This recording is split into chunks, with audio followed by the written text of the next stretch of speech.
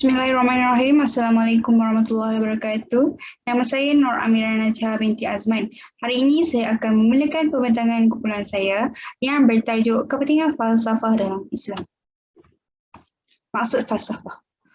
Falsafah merupakan disiplin ilmu yang tinggi. Hal ini kerana falsafah bermaksud cinta kepada hikmah. Falsafah berasal daripada perkataan Yunani iaitu philo dan sophia. Dari sudut etimologinya, falsafah bermaksud ilmu kecintaan kepada kebijaksanaan atau hikmah. Hikmah merupakan aspek penting dalam falsafah dan ia merujuk kepada kematangan pandangan dan pengamatan yang teliti. Hikmah juga salah satu pemikiran aras tinggi yang bertujuan untuk menggali kebenaran atau hakikat. Falsafah Islam. Falsafah Islam ialah falsafah yang tidak boleh dipisahkan oleh dua sumber, iaitu Al-Quran dan Al-Sunnah. Ini bermakna apa sahaja bidang dan cabang falsafah yang dibincangkan berdasarkan Al-Quran dan As-Sunnah tidak sewajarnya bercanggah dengan prinsip Islam. Perbincangan falsafah Islam berkisar kepada beberapa persoalan utama iaitu persoalan ketuhanan, insan, alam dan kehidupan. Falsafah secara umum. Secara umumnya, falsafah ditakrifkan sebagai daya usaha pemerasan akal manusia untuk mencapai hakikat, sama ada dalam bidang metafizik, hakikat dalam bidang akhlak atau nilai aksiologi, dan ilmu atau makrifah epistemologi. Di dalam Al-Quran juga telah menekankan tentang ayat yang menggalakkan penggunaan akal dalam sesuatu perkara dan ketika membuat keputusan. Falsafah juga merupakan satu bidang ilmu yang sangat penting dalam mengukuhkan masalah, berfikir tentang jalan penyelesaian dan sesuatu yang bersifat konseptual iaitu idea yang perlu menerapkan pemahaman. Menurut Al-Kindi. Al-Kindi merupakan orang memperkenalkan falsafah sebagai ilmu pengetahuan yang paling mulia. Beliau juga turut menyatakan bahawa falsafah ialah ilmu dari segala ilmu dan kearifan dari segala kearifan. Maksudnya, falsafah merupakan suatu ilmu yang penting dan utama berbanding ilmu-ilmu lain iaitu ilmu duniawi. Beliau juga menyatakan bahawa falsafah adalah pengetahuan tentang hakikat perkara-perkara yang boleh dijangkaui oleh manusia. Kerana matlamat utama seorang ahli falsafah dalam ilmu teori ini untuk mencapai kebenaran dan dalam ilmu praktiknya pula untuk bertindak sejajar dengan kebenaran. Bagi pemikiran berlandaskan falsafah dalam Islam pula membawa maksud manusia perlu mempunyai ilmu berfikir berlandaskan wahyu dan dalil-dalil yang logik serta selari dengan ilmu yang ditetapkan dalam tuntutan syarak. Secara ringkasnya dapat didefinisikan bahawa falsafah Islam adalah sesuatu pemikiran yang menghubungkaitkan setiap ilmu wahyu. Seterusnya saya akan menyerahkan kepada Intan Syahirah.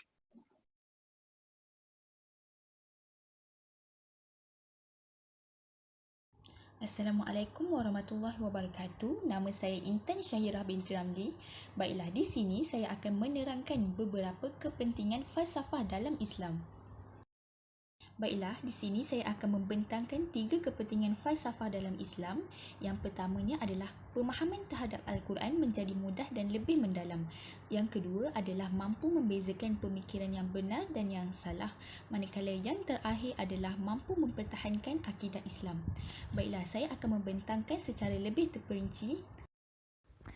Baiklah, saya akan menerangkan berkenaan dengan kepentingan yang pertama dahulu. Poin yang pertama adalah pembacaan akan menjadi lebih mendalam dengan penuh penghayatan terhadap kekuasaan Allah. Apabila kita telah baca sesuatu ayat ataupun surah dan kita faham akan makna dia, kita akan menghayati dengan lebih fokus dan khusyuk, kerana kita dah tahu macam mana jalan cerita yang disampaikan. Kita dah tahu macam mana proses-proses yang diceritakan dalam Al-Quran. Misalnya seperti proses kejadian manusia. Selain daripada itu juga kita apabila kita dah faham atau bila kita dah lancar dengan makna Al-Quran itu sekali, kita akan dapat merasai nikmat kemanisan dalam membaca Al-Quran. Baiklah, poin yang kedua adalah mendorong manusia berfikir tentang kebesaran-kebesaran Allah. Ayat ini, poin ini menerangkan tentang apabila kita dah faham apa yang kita baca beserta dengan makna iaitu jalan cerita ataupun proses yang diceritakan dalam Al-Quran, kita akan hayati semula dan kita akan fikir semula tentang apa yang kita faham. Okey, secara tak langsung kita akan kaji balik apa kesahihan cerita tersebut. Okey, kita akan kaji berdasarkan Al-Quran dan As-Sunnah. Okey. Poin yang ketiga adalah mendorong akal supaya digunakan secara baik berlandaskan Al-Quran dan As-Sunnah. Okey, poin yang ketiga ini berdasarkan apa yang saya terangkan di poin 2 dan poin 1 tadi. Okey, ada menyatakan tentang berfikir berpandukan Al-Quran dan As-Sunnah. Okey, so saya ingin menyatakan yang akal ni mesti digunakan dengan baiklah dan berlandaskan Al-Quran dan Sunnah. Supaya apa? Supaya kita fikiran kita tak dikawal oleh nafsu semata-mata dan tak berfikir sesuatu yang melanggar syariat Islam, yang bertentangan dengan syariat Islam. Okey. Untuk poin yang keempat adalah meningkatkan lagi keimanan dan rasa takut kepada Allah Subhanahu Wa Taala yang Maha Berkuasa. Okey. Poin ni menjelaskan tentang kita perlulah fikir dan lakukan pelbagai kajian mengenai apa yang kita peroleh daripada makna ayat tadi. Okey. Justeru kita akan dapat rasa takut akan muncul. Okey, rasa takut kepada Allah akan bertambah-tambah. Okey, sebab kita dah jelas dengan bukti-bukti dalam surah ataupun ayat, dah jelas dengan bukti kekuasaan Allah. Okey. Dan keimanan kita secara tak langsung akan bertambah. Okey, untuk kepentingan yang kedua iaitu mampu mengenal pasti pemikiran yang benar ataupun yang salah. Okey, untuk poin yang pertama adalah dia dapat mengenal pasti ideologi ataupun pandangan yang bertentangan dengan agama. Okey, kebiasaannya apabila ada je ideologi atau kefahaman yang baru, dia akan viral, dia akan tular di media sosial terutamanya. Okey, ramai yang akan share dan ramai juga yang akan percaya dengan kefahaman ini ataupun ideologi ini. Okey, so apabila adanya falsafah Islam ni, okey, segala ideologi yang bertentangan dengan agama Islam, okey, dapat ditempis lah dengan kita apply di dalam kehidupan kita. Okey. Yang kedua, poin yang kedua adalah dapat mengelakkan akal daripada dikuasai nafsu semata-mata. Okey, akal yang digunakan tanpa panduan dari Al-Quran akan menjadikan kita ni dikuasai oleh nafsu semata-mata seperti yang saya cakap tadi. Okey, perkara ni juga boleh menyebabkan kita ni berfikir sesuatu yang bertentangan dengan syariat Islam. Okey, sangat bahayalah kalau kita berfikir, kerana dia boleh menyebabkan kita sesuatu perkataan ataupun sesuatu pemikiran boleh menyebabkan kita keluar daripada agama Islam. Okey, untuk poin yang ketiga adalah mudah membuat sesuatu keputusan ataupun penyelesaian berlandaskan Al-Quran dan As-Sunnah. Okey. Ini berkaitan dengan kekeliruan yang wujud pada pandangan ataupun berkaitan dengan ilmu dalam Islam. Okey, para ulama diorang akan rujuk semula dan diorang akan kaji semula perkara-perkara yang menimbulkan kekeliruan. Okey, diorang akan diorang akan mengkaji berdasarkan Al-Quran dan As-Sunnah. So jalan penyelesaian ataupun keputusan akan dibuatlah berlandaskan Al-Quran dan As-Sunnah. Okey, untuk yang keempat adalah hati akan menjadi lebih tenang kerana semakin percaya dengan kekuasaan Allah dan beriman kepada Allah. Okey, kita akan semakin percaya dan beriman kepada Allah setelah bukti-bukti kekuasaan Allah itu muncul. Okey, keimanan kita akan semakin bertambah. Okey, seperti yang telah dinyatakan dalam Al-Quran, jalan-jalan cerita proses kejadian manusia dan juga bukti-bukti kekuasaan Allah seperti gunung ganang, lautan dan juga langit.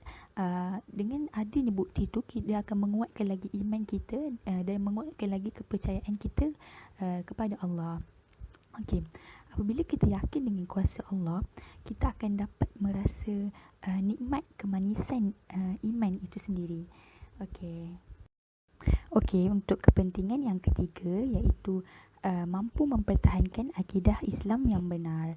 Okey, untuk poin yang pertama ialah menangkis ideologi-ideologi yang bertentangan dengan syariat Islam. Okey, ideologi-ideologi yang bertentangan inilah yang menjadikan punca akidah seseorang itu sesat, okey, dan terpesong. Hal ini terjadi disebabkan pegangan akidah yang lemah dan juga pemikiran kaum umat Islam yang tiada falsafah Islam. Okey. Okey, poin yang kedua adalah dapat mengelakkan daripada berlakunya akidah yang terpesong, iaitu pemesongan akidah. Okey, pemikiran yang sesat ni juga boleh mendorong seseorang kepada pemesongan akidah seperti yang saya cakap. Contoh akidah-akidah yang terpesong, okey, seperti Syiah. Okey. Pemikiran mereka yang tak berlandaskan Al-Quran, okey, memang sangat-sangat bertentangan, menjadikan mereka ni pandangan mereka sangat berjauhan lah, sangat tidak sama langsung dengan pandangan ahli sunnah wal jamaah. Okey, untuk poin yang ketiga adalah dapat menangani cabaran pemikiran moden dan masalah kekeliruan akidah. Okey, pada masa kini terdapat banyak sangat masalah ataupun pandangan yang menyebabkan kekeliruan akidah. Okey, jadi kita dengan adanya falsafah Islam ni dalam agama kita, dalam negara kita, membuatkan kita dapat menangani pemikiran-pemikiran yang bertentangan dengan Islam pada masa kini. Okey, dengan sekiranya kita menerapkan falsafah Islam itu dalam pemikiran kita, dalam hidup kita sendirilah. Okey. Untuk poin yang terakhir, iaitu poin yang keempat, adalah mengenal pasti perbezaan kefahaman dan salah faham di dalam akidah Islam. Okey. Dunia ni semakin moden, jadi terdapat pelbagai fahaman yang bertentangan, yang memang jauh daripada Islam dan juga palsu. Okey, untuk poin yang keempat adalah mengenal pasti perbezaan kefahaman dan salah faham di dalam akidah Islam. Okey, dunia ni dia semakin moden. Okey, so dia terdapat pelbagai fahaman-fahaman yang keluar, fahaman yang termasuk fahaman palsu dan juga fahaman yang bertentangan dengan Islam. Okey, jadinya kita ni mestilah guna kefahaman yang kita ada ni, yang berlandaskan Al-Quran dan As-Sunnah. Kita mesti apply dalam diri kita, kita mesti guna dalam pemikiran kita, okey, supaya kita dapat mengenal pasti ideologi-ideologi yang datang ataupun pandangan pendapat yang datang dari negara kita yang viral, yang kita tidak pasti kesahihannya. Kita dapat mengenal pasti sesuatu yang sangat bertentangan dengan Islam dan kita dapat menangkisnya. Okey, kita dapat menangkis daripada dia meracuni pemikiran umat Islam pada masa kini. Sekian daripada saya. Seterusnya saya akan paskan pembentangan ini kepada Elisa Safra. Assalamualaikum warahmatullahi wabarakatuh. Nama saya Elisa Safra binti Azizul dan hari ini saya akan menerangkan tentang hubungan antara falsafah dan sains sosial. Falsafah merupakan tunjang utama kepada semua jenis ilmu yang berada di dunia ini. Falsafah juga terbahagi kepada beberapa cabang, iaitu epistemologi dan metafizik. Di dalam kedua cabang ini terdapat beberapa ilmu, antaranya ontologi dan kosmologi, teologi dan antropologi. Falsafah juga telah mengajar para ahli falsafah tentang bagaimana cara untuk berfikir menggunakan logik akal. Dan selain daripada itu, mereka juga diajar bagaimana cara untuk menyelesaikan sesuatu masalah. Falsafah terbahagi kepada beberapa lagi cabang, iaitu falsafah sistematik dan sejarah falsafah. Falsafah sistematik membawa maksud susunan yang teratur kepada cabang ilmu serta bertujuan untuk menaikkan taraf ilmu dengan membina landasan yang lebih teratur dalam dunia ilmu. Dalam falsafah menerangkan bagaimana falsafah gagasan ilmu tersebut yang berbentuk logik, estetika, epistemologi dan metafizik, iaitu tentang ketuhanan. Dalam ini telah menerangkan bagaimana ahli falsafah ini juga menyelidik tentang bagaimana manusia itu terjadi. Falsafah sejarah ialah tentang pengumpulan-pengumpulan data yang dikumpulkan oleh para ahli falsafah suatu ketika dahulu sehingga kini. Sains sosial pula mempunyai kepakaran dalam pengumpulan data maklumat dengan cara yang mereka tersendiri. Malah, sains juga mempunyai cara yang lebih cepat dan efektif dalam mengesan beberapa perkara lain. Sebagai contoh, menyelidik tentang alam dan fenomena yang terjadi. Sains merupakan sistem yang lebih cekap pada masa itu yang menggunakan kaedah uji kaji, kajian dan sebagainya. Penggunaan sesuatu kaedah yang sistematik serta mempunyai unsur yang saintifik dalam menguji sesuatu perkara atau mengkaji kewujudan manusia di alam ini. Hal ini merupakan kajian sosial dan meliputi ilmu psikologi, antropologi, ekonomi, linguistik, sosiologi dan pendidikan berasaskan falsafah. Falsafah dan sains sosial membahaskan tentang sesuatu isu yang sama, tetapi cara pemikiran mereka dan persepsi mereka terhadap sesuatu benda tu berbeza-beza mengikut kefahaman masing-masing. Dapat saya kaji, kedua-dua mengkaji tentang ilmu pengetahuan, tetapi sains sosial lebih kepada mencari ilmu alam atau fenomena ilmu fizik. Manakala falsafah pula menghuraikan tentang hakikat yang berlaku di sebalik ilmu fizik. Selain itu, bidang sains mengkaji tentang alam, al-kaun, dari segi ringkasnya, para ahli sains ini mengkaji seluruh juzuk alam sebagai contoh bagaimana kejadian manusia, planet, langit dan bumi mengikut cara kajian mereka tersendiri dan mengikut sudut sifatnya sahaja. Manakala falsafah pula mengkaji secara keseluruhan dengan pandangan yang menyeluruh disertakan dengan sudut pengertiannya.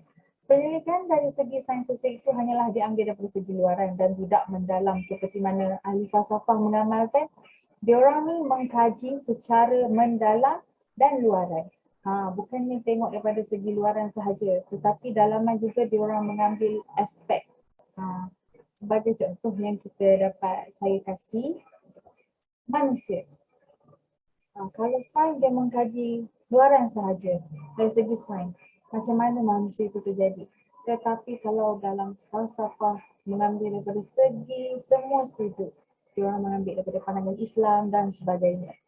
Setiap uji kaji yang dilakukan falsafah dapat dirungkai sehingga mengetahui huraian yang wujud dari sesebuah hakikat yang disembunyikan di sebalik yang zahir. Sebagai contoh, membicarakan dari sudut estetika dan akhlak. Namun, mengikut perkembangan dari zaman ke zaman, seperti biasa, sains sosial lebih menerajui lebih daripada falsafah.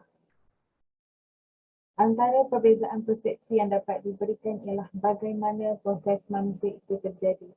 Terdapat pelbagai perbezaan persepsi terhadap proses kejadian manusia antara Al-Quran dan sains. Sebagai umat Islam telah termaktub dalam Al-Quran bahawa manusia pertama yang diciptakan oleh Allah Subhanahu Wa Taala ialah Nabi Adam Sallallahu Alaihi Wasallam, iaitu daripada tanah, dan kemudiannya Hawa yang diciptakan dari tulang rusuk Nabi Adam Sallallahu Alaihi Wasallam. Seterusnya juga datanglah daripada mereka, maka terciptalah kaum manusia. Sudah terkandung dalam Al-Quran bahawa proses kejadian manusia ini terjadi mengikut tahap-tahapnya, iaitu melalui percantuman benih lelaki dan perempuan Nuhtah. Seterusnya berlaku pengumpulan darah alaqah yang membentuk seketul daging mudghah, menjadi tulang-tulang yang bakal menyeimbangkan tubuh badan manusia Isham.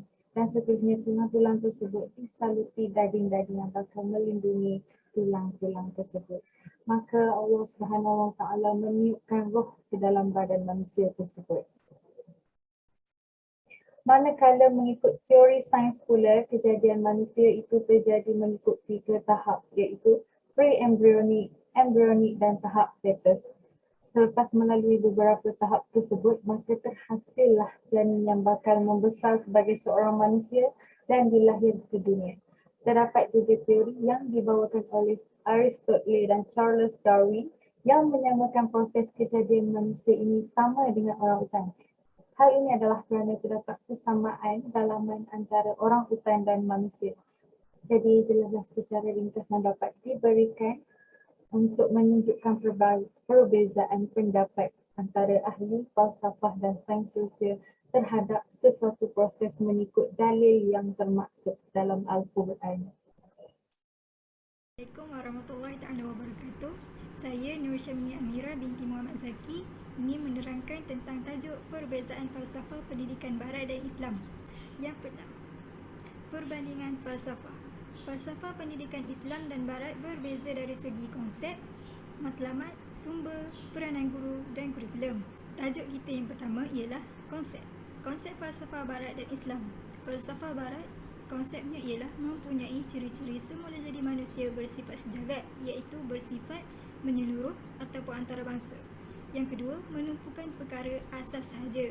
Yang ketiga, bersifat praktikal dan pragmatik, iaitu mementingkan kesan sebenar daripada teori.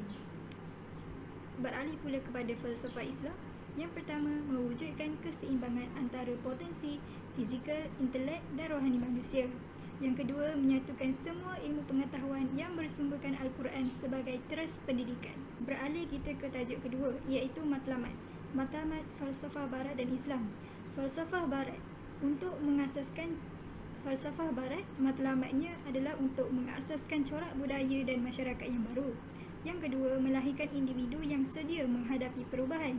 Yang ketiga, mengajar ilmu dan budaya yang bersifat asas sahaja.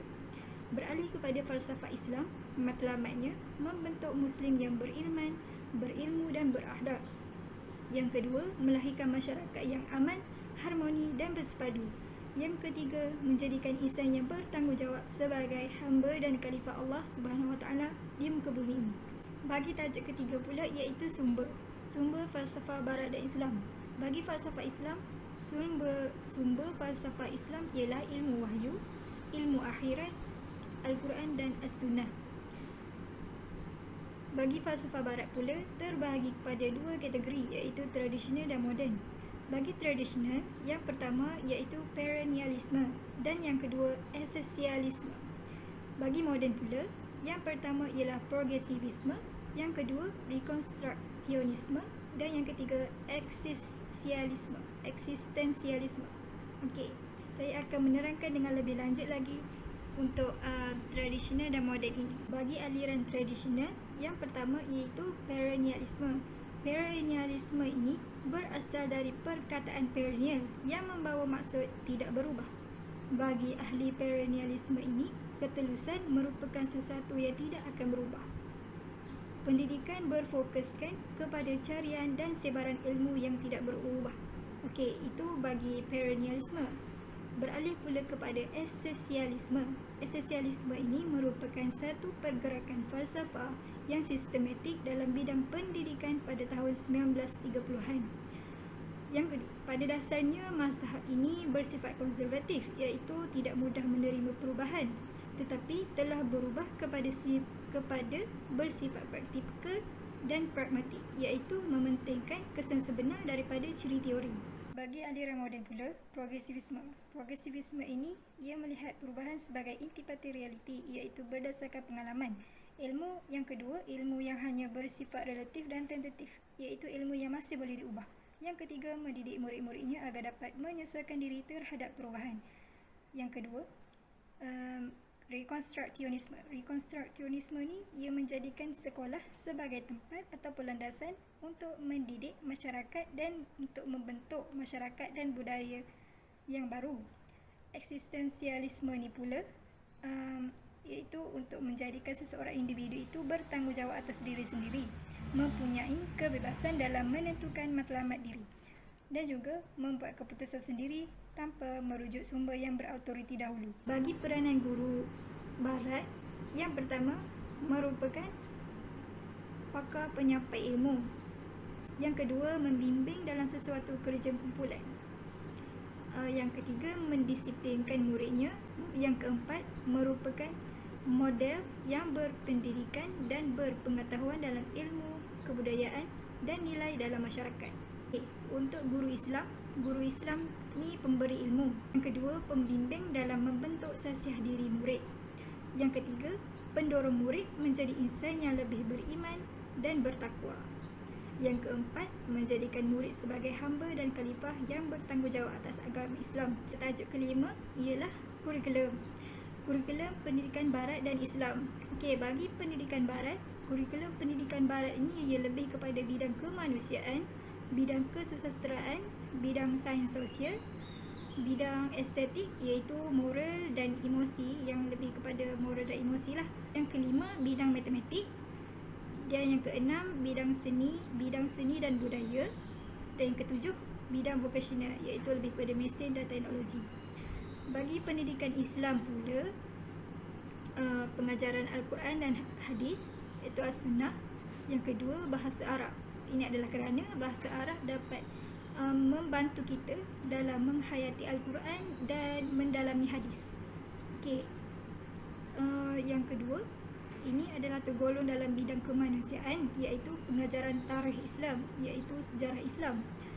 Yang kedua, ekonomi iaitu sistem jual beli, adab dan etika jual beli. Yang ketiga ini adalah dalam bidang sains natural iaitu astronomi dan biologi. Astronomi ada disebut dalam Al-Quran dan biologi juga ada disebut dalam Al-Quran. Sekian daripada saya serahkan pembentangan ini kepada Fawah.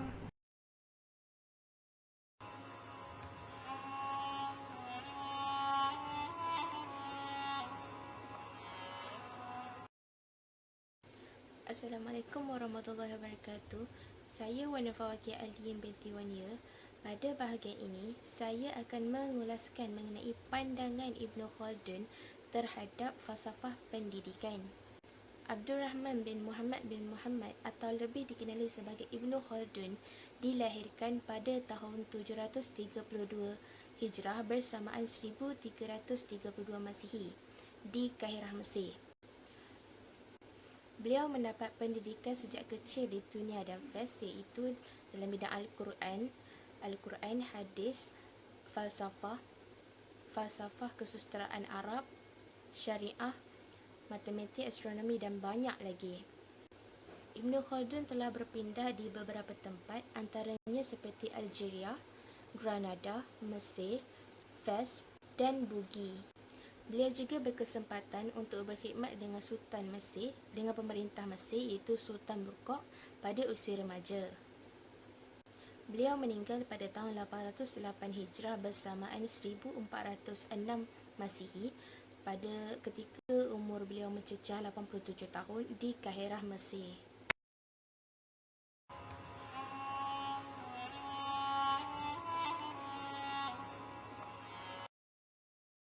Saya akan meneruskan topik saya tentang pandangan Ibnu Khaldun mengenai falsafah pendidikan.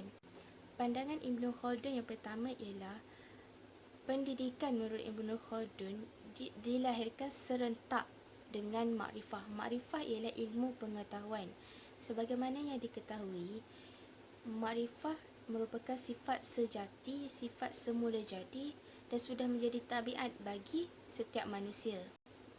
Seseorang itu akan mengambil daripada masyarakat yang mempunyai pelbagai corak makrifah dan masing-masing akan berusaha untuk menambahkan makrifah-makrifah yang baru.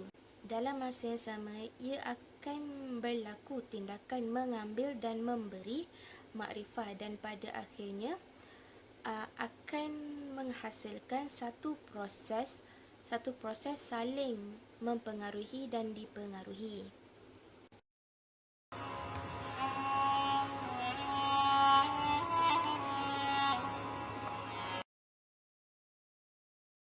Seterusnya, Ibnu Khaldun berpendapat bahawa pendidikan merupakan pembinaan iaitu Al-Ahzab. Perkara ini dapat dibuktikan dalam fasal sebelum Al-Rihlah fil Al-Talab Al-Ilmu iaitu pengembaraan dalam menuntut ilmu. Dalam konteks ini, Ibnu Khaldun berpendapat bahawa seseorang sarjana itu akan menjadi lebih sempurna dengan cara merantau mencari ilmu dan menemui para guru yang disegani pada waktu itu. Ini kerana seseorang manusia itu dapat menimba ilmu dan memperbaiki budi pekertinya melalui pengkajian, pengajaran, syarahan dan mencontohi gurunya secara langsung.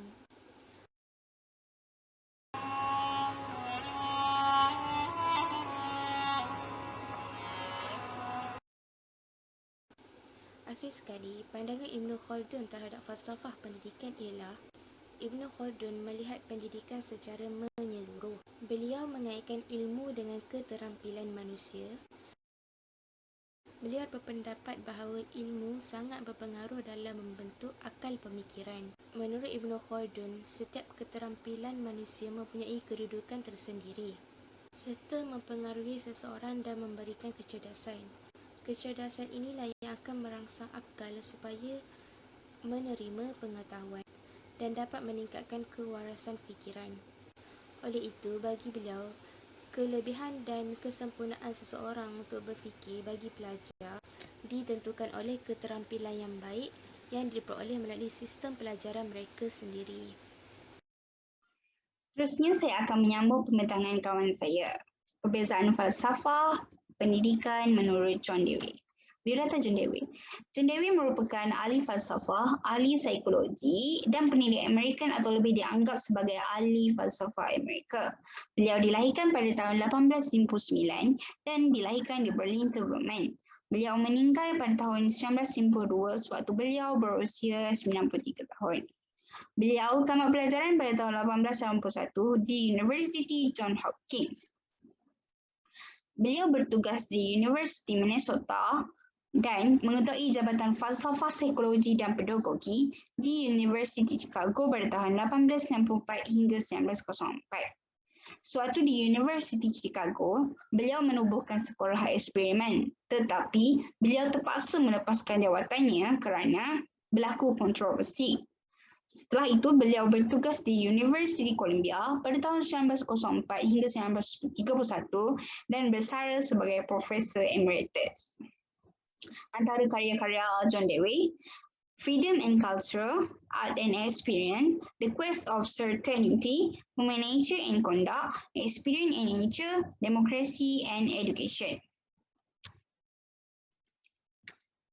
Berdasarkan beberapa karya beliau iaitu Democracy and Education dan The School and Society, pendidikan dapat difahami secara terminologi sebagai proses pembentukan asas pembawaan, intelektual dan emosi terhadap persekitaran dan manusia.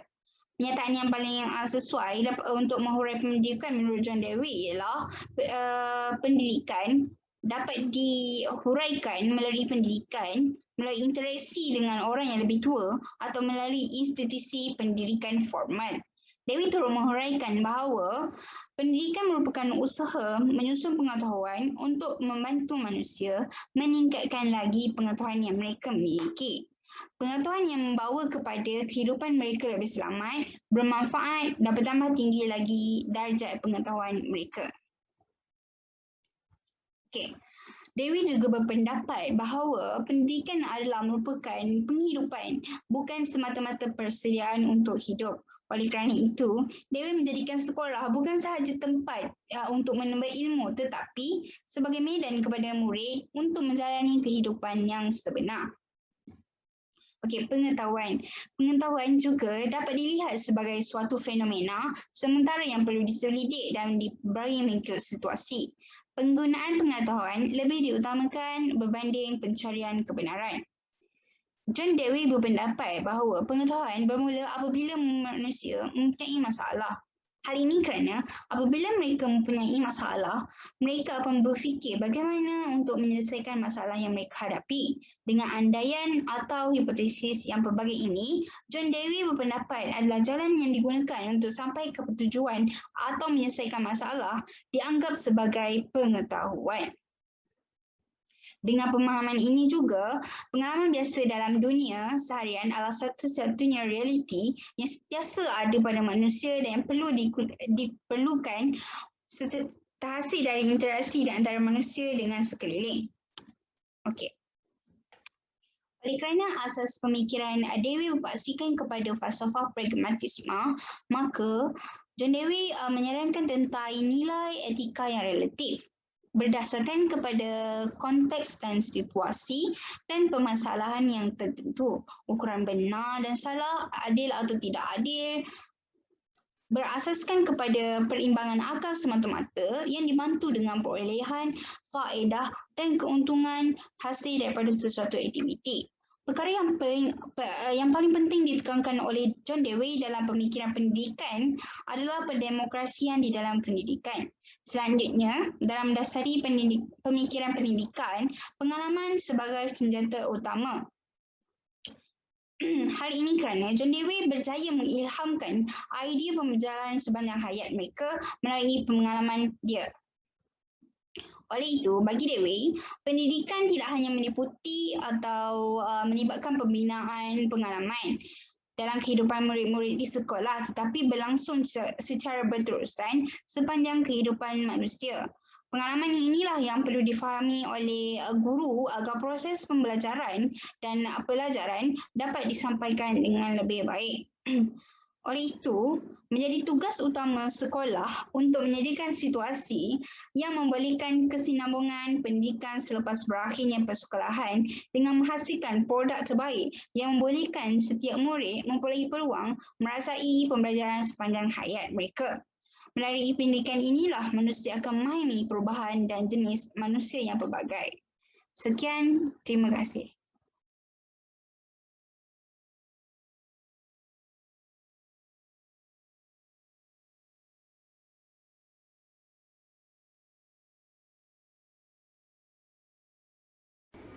Kesimpulan yang dapat saya simpulkan dalam bab ini ialah pendidikan menurut Ibn Khaldun bukan sekadar menerima dan memberi ilmu, bahkan ia merangkumi segala aspek perkembangan manusia, pembinaan akhlak dan peribadi, serta peningkatan kedudukan manusia ke arah yang lebih tinggi dan lebih mulia.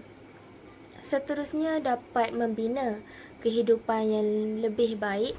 Beberapa cadangan yang saya ingin sertakan ialah ilmu falsafah perlu diterapkan dalam setiap masyarakat tanpa mengira peringkat umur.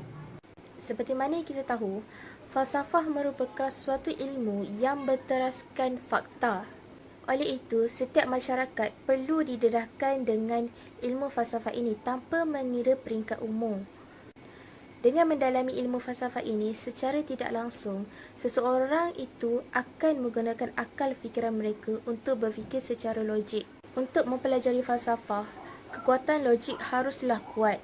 Ini dapat menjadikan pemikiran kita lebih teratur dan mempunyai hujah yang baik bagi menyokong sesuatu idea atau ilmu yang baru.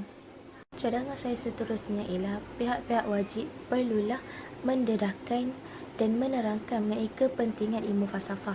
Ilmu falsafah bukan sekadar sesuatu ilmu yang biasa sahaja. Bahkan ia dapat merungkai, melalui ilmu falsafah, seseorang itu dapat merungkai mengenai kebenaran serta hikmah. Hal ini berkait rapat dengan definisi falsafah itu sendiri. Falsafah membawa maksud cinta akan hikmah atau cinta akan kebenaran. Namun, untuk mencari kebenaran dan hikmah, akal fikiran manusia ada hadnya. Sebab itu, kebenaran perlu bersesuaian dengan akal manusia agar ia dapat difahami dan diterima oleh masyarakat yang lain. Untuk mencari kebenaran, seseorang hendaklah bersabar, berdisiplin serta berkeyakinan kerana laluan untuk mencapai suatu kebenaran sangatlah mencabar. Hal ini kerana ia melibatkan tenaga, masa serta keupayaan seseorang.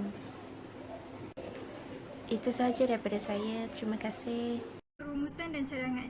Rumusan. Hasil daripada kajian ini dapat saya simpulkan bahawa falsafah Islam dan falsafah Barat masing-masing mempunyai unsur-unsur yang tersendiri. Falsafah Islam bersumber ke Al-Quran dan wahyu ilahi, manakala falsafah Barat lebih kepada akal dan pengalaman yang mana lebih kepada mengamati tentang sesuatu perkara itu tanpa halangan. Walau bagaimanapun, prinsip falsafah pendidikan barat boleh diguna pakai selagi mana tiada unsur-unsur yang bertentangan dengan syarak dan hukum dalam Islam.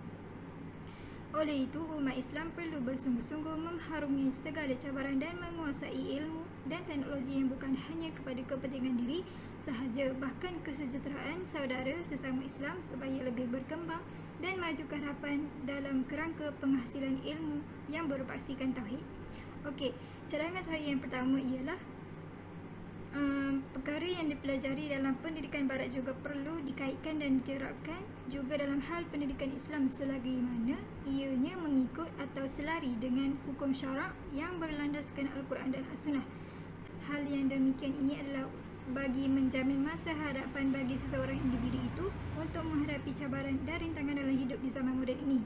Cadangan saya yang kedua ialah pendidik mesti memainkan peranan dengan merubah orientasi atau kecenderungan ke arah falsafah pencarian serta penerokan ilmu daripada bentuk berasaskan tamadun keberadaan barat kepada pendekatan terhadap falsafah Islam yang perlu dalam diri setiap insan bagi menguatkan iman dan memantapkan lagi takwa dalam diri agar tidak terpesong dan lari dari akidah agama Islam. Pengajaran dari kajian ini dapat saya simpulkan bahawa falsafah merupakan satu pendekatan menyeluruh terhadap kehidupan dan dunia. Hal ini turut dibuktikan apabila falsafah merupakan sebuah kajian untuk mencari kebenaran dan nilai dalam kehidupan. Falsafah pendidikan merupakan sebuah kajian mengenai pendidikan dari segi maksud, tujuan dan kaedah. Pendidikan dibuktikan sebagai usaha yang berterusan dari zaman dulu untuk menyampaikan ilmu, kemahiran dan amalan berasaskan Al-Quran dan As-Sunnah. Cadangan yang dapat saya nyatakan ialah mengadakan program yang berasaskan kepentingan dan pengetahuan ilmu falsafah di sekolah. Hal ini kerana generasi sekarang minat dengan melakukan sesuatu aktiviti. Apabila sebuah aktiviti dilakukan di sekolah, ini dapat menarik minat mereka untuk menyertai program tersebut. Melalui program tersebut, mereka dapat mengetahui tentang kepentingan ilmu falsafah serta dapat meningkatkan lagi pengetahuan mereka mengenai perkara tersebut. Sekian, terima kasih. Apa yang saya dapat rumuskan dan simpulkan daripada kajian ini adalah falsafah memainkan peranan yang sangat penting kepada Islam dan umatnya, daripada pelbagai aspek. Antara peranan yang saya boleh kongsikan adalah falsafah dia dapat membimbing akal seseorang daripada pemikiran-pemikiran yang bertentangan dengan Islam, yang tidak berlandaskan Al-Quran dan As-Sunnah, serta pemikiran yang boleh meracuni pemikiran umat Islam pada masa kini. Okey. Baiklah, cadangan yang saya boleh kongsikan di sini adalah dengan menerapkan ilmu falsafah itu di dalam silibus pembelajaran di sekolah supaya wujud kesedaran dalam kalangan pelajar tentang kepentingan falsafah itu pada masa kini. Baiklah, cadangan kedua saya adalah dengan memperbaiki ataupun mempertingkatkan lagi kualiti cara penyampaian ilmu falsafah melalui pelbagai kaedah gaya pembelajaran yang menarik supaya pelajar tidak cepat bosan dan juga mereka semakin faham tentang ilmu ini. Okey, berdasarkan hasil penelitian yang dapat saya berikan setelah mengkaji tentang falsafah dan sains sosial, dapat saya simpulkan bahawa ilmu falsafah dan ilmu sains sosial tidak dapat dipisahkan walaupun terdapat banyak perbezaan persepsi antara kedua-dua ilmu tersebut. Ilmu falsafah amat penting kerana mengenai kecintaan kita terhadap kebijaksanaan dan kebenaran. Falsafah wujud untuk kita pelajari dan meneroka sebanyak ilmu yang ada agar dapat digunakan dalam kehidupan. Falsafah mempunyai 4 cabang yang membantu kita mengkaji dan mempelajari ilmu dan pengetahuan secara holistik, seterusnya memudahkan kita untuk membentuk kandungan komunikasi. Dan ada dua cadangan yang dapat saya berikan. Cadangan yang pertama ialah pengetahuan tentang ilmu falsafah dalam Islam ini perlu diterapkan dalam diri setiap pelajar agar pelajar sentiasa berdikari dalam membuat sesuatu keputusan dengan berlandaskan kefahaman Islam serta dapat membezakan antara baik dan buruk. Pihak bertanggungjawab boleh mengadakan sesi luar dalam menerangkan tentang kepentingan ilmu falsafah kepada semua pelajar agar mereka lebih mendalami ilmu tersebut. Ataupun para tenaga pengajar untuk subjek agama perlu memperluaskan lagi dalam menerangkan apa itu falsafah dan kepentingan falsafah dalam kehidupan kita seharian. Cadangan yang keduanya ialah penyampaian ilmu falsafah perlu diteruskan agar pelajar tidak akan terjebak dengan kejahilan dan sentiasa boleh berfikir dengan menggunakan logik akal yang diberikan oleh Allah Subhanahu Wa Taala. Oleh itu, para tenaga pengajar perlu berusaha untuk menyampaikan ilmu falsafah ini dengan lebih baik.